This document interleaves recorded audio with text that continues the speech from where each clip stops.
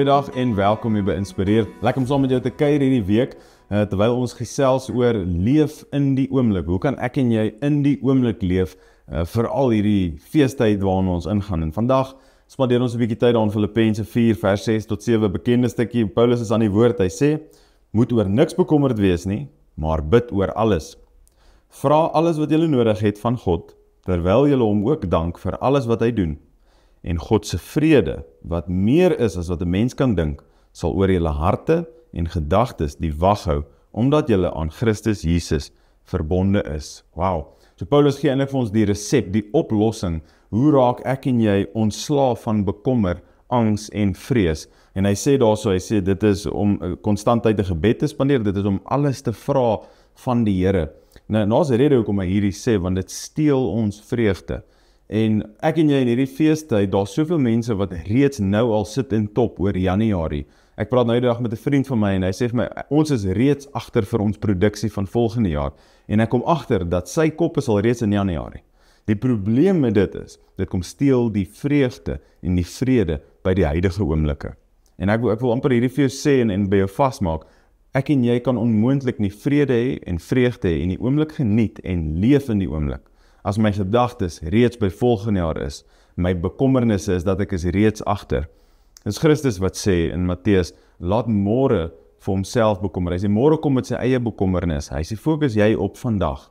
En dit is belangrik dat ek en jy die tyd vat. Ek kan niks doen aan Januarie nie. Daar is niks wat ek in hierdie Desember tyd kan doen wat dit gaan verbeter of verspoedig nie. Mense maak toe, dit is wat dit is. Maar ek kan die oomblikke wat ek het geniet. Paulus sê, vra alles wat jy nodig het van die Here. En ek wil vir jou sê, gee dit vir hom. Here, ons is agter met produksie. Ons het, ek weet nie, ons kapitaal gaan kry om hierdie jaar in te gaan nie, of ons het mense wat ons moes aflê, of mense wat bedank het, wat jou situasie ook al mag wees. Here, ons finansies hierdie jaar, ek is nie seker hoe ek my kinders gaan inskryf by die skool nie, en ek wil vir jou sê, deur daaroor te stres, deur konstant bekommerd te wees, gaan niks daaraan doen nie, maar Paulus sê hierso, hou aan vra. Hou aan vra en saam met dit, wees rustig. En ek gaan saam met jou vanoggend daaroor bid. Dalk kyk jy vandag saam en jy voel jy is onder druk vir volgende jaar, jy is nie seker waar jy die finansies gaan kry nie. Ek gaan saam met jou bid vir dit. En ek wil vir jou vandag sê, ek glo dat die Here vir jou voorsiening maak. En ek kom nou nie met een of ander profetiese aksie so nie, maar ek glo dat die gebed vandag, dat die Here vir jou uitkoms gee, dat hy vir jou deurbraak gee, en dat hy vir jou dit gee wat jy nodig het. En mag hy jou spoil in hierdie jaar wat vir jou voorlê. Maar saam met dit, mag jy die oomblikke geniet, saam met jou geliefdes, hierdie feestyd. Kom ons bid saam. Here, dankie dat ek kan bid vir elke persoon wat vandag saamkyk. Here, dankie dat daar 'n bonatuurlike vrede is wat oor ons spoel nou.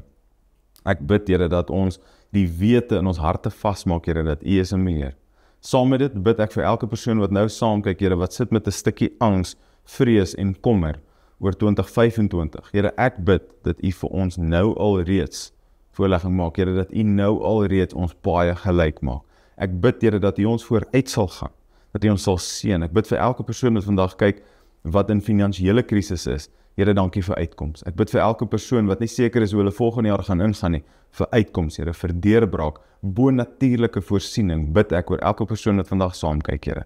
Dankie dat U, Here, die een is wat aan ons voorsien. Here, U is ons bron, ons verklaar dit vandag. U is ons sekuriteit. U is die een wat na ons omsien. En ons dankie daarvoor. Gee ons nou daai vrede, deur U Gees, Here.